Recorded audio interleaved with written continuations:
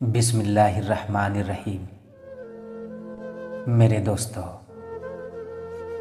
آج میں آپ لوگوں کو ایک مقدمہ کا دلچسپ فیصلہ سنانے جا رہا ہوں۔ یہ فیصلہ حضرت علی کی عدالت میں ہوئی۔ بڑا دلچسپ فیصلہ ہوا۔ مجھے امید ہے سن کر آپ لوگوں کو بڑا پسند آئے گا۔ دوستو، دو شخص تھے۔ ایک کے پاس 5 روٹیاں تھیں اور دوسرے کے پاس 3 روٹیاں تھیں۔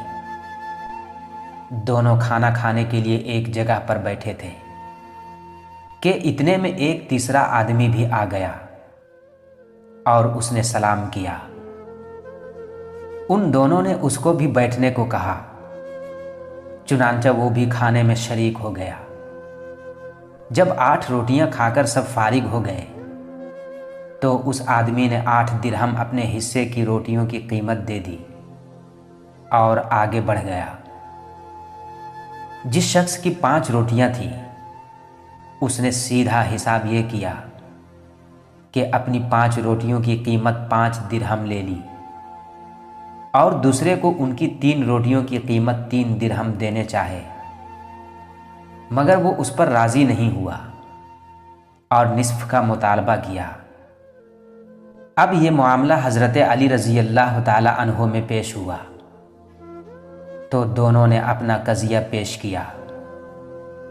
حضرت علی رضی اللہ تعالی عنہ نے دوسرے کو نصیحت فرمائی کہ تمہارا رفیق جو فیصلہ کر رہا ہے اس کو قبول کر لو، اس میں زیادہ تمہارا نفع ہے۔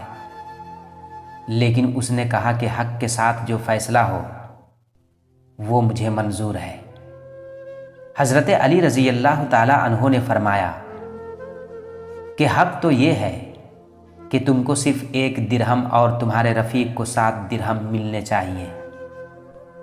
اس عجیب فیصلہ سے وہ متحیر ہو گیا اور کہنے لگا کہ مجھے ذرا وضاحت سے سمجھائیے تاکہ میں اس فیصلہ کو قبول کروں۔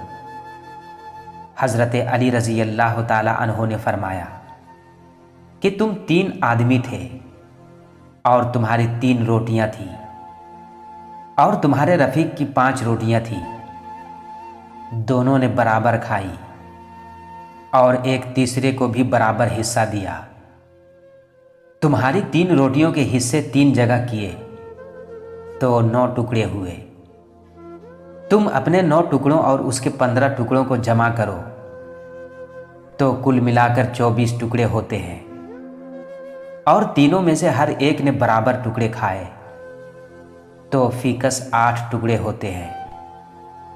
تو تم نے اپنے 9 میں سے 8 خود کھائے اور ایک تیسرے مسافر کو دیا، اور تمہارے رفیق نے اپنے 15 ٹکڑوں میں سے 8 خود کھائے اور 7 تیسرے کو دیے۔ اس لیے 8 درہم میں سے 1 درہم کے تم مستحق ہو اور 7 کا تمہارا رفیق مستحق ہے۔ میرے دوستو، یہ تفصیل سن کر وہ آدمی مسکرایا اور کہنے لگا کہ یا امیر المومنین، اب میں سمجھ گیا اور خوش ہو گیا۔